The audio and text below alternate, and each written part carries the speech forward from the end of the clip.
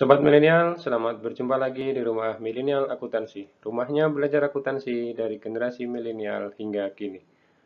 Pada kesempatan ini, kita akan membahas materi tentang penyesuaian persediaan barang dagang dengan menggunakan pendekatan ikhtisar laba rugi dan harga pokok penjualan.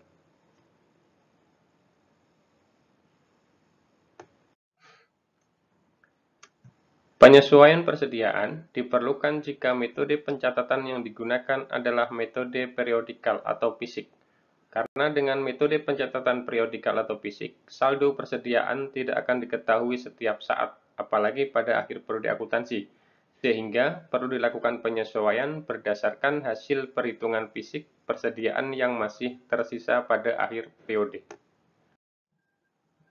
Dalam melakukan penyesuaian persediaan, dapat dilakukan dua pendekatan, yaitu pendekatan ikhtisar laba rugi dan pendekatan harga pokok penjualan.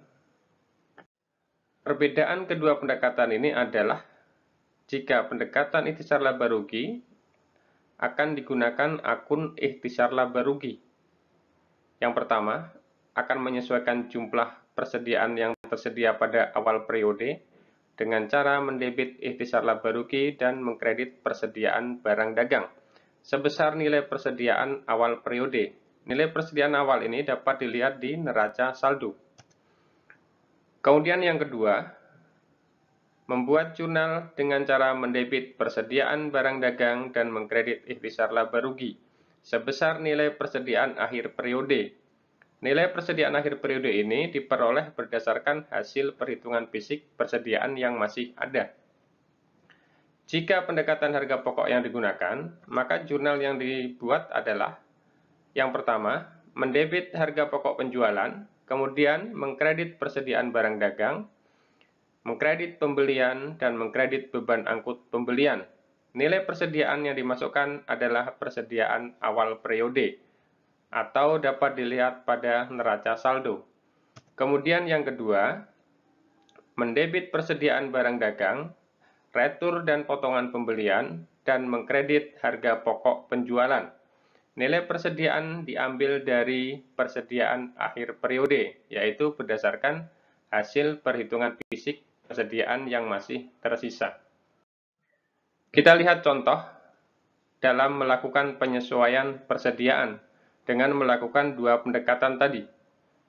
Berikut ini saldo sebagian akun neraca saldo UD Faiza per 31 Oktober 2020.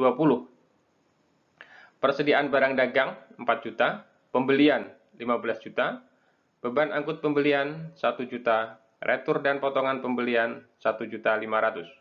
Berdasarkan hasil perhitungan fisik persediaan yang masih tersisa tanggal 31 Oktober 2020 senilai 5.200.000. Diminta, buatlah jurnal penyesuaian yang diperlukan.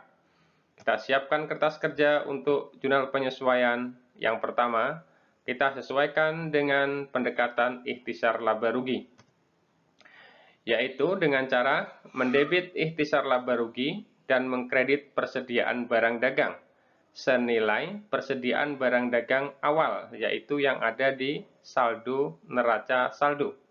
Kemudian yang kedua, mendebit persediaan barang dagang dan mengkredit ikhtisar laba rugi sebesar 5.200.000, yaitu sebesar hasil perhitungan fisik barang yang masih ada. Kemudian yang kedua, jika pendekatan harga pokok yang digunakan, jurnal yang dibuat adalah mendebit harga pokok penjualan, kemudian mengkredit persediaan barang dagang, pembelian, dan beban angkut pembelian sebesar persediaan 4 juta, ini adalah persediaan awal dalam neraca saldo, kemudian pembelian, ini dari neraca saldo, kemudian beban angkut pembelian dari neraca saldo.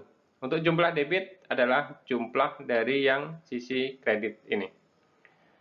Berikutnya adalah mendebit persediaan barang dagang, kemudian retur dan potongan pembelian, dan mengkredit harga pokok penjualan. Persediaan barang dagang diambil dari nilai persediaan akhir berdasarkan perhitungan fisik.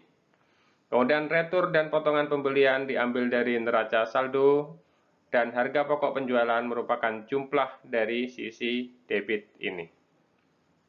Dalam melakukan penyesuaian, Tidak diwajibkan membuat kedua-duanya, tapi ini adalah suatu pilihan. Bisa menggunakan pendekatan ikhtisar laba rugi dan bisa juga menggunakan harga pokok penjualan. Demikian pembahasan kali ini. Saya ucapkan terima kasih telah mengunjungi Rumah Milenial Akuntansi. Rumahnya belajar akuntansi dari generasi milenial hingga kini.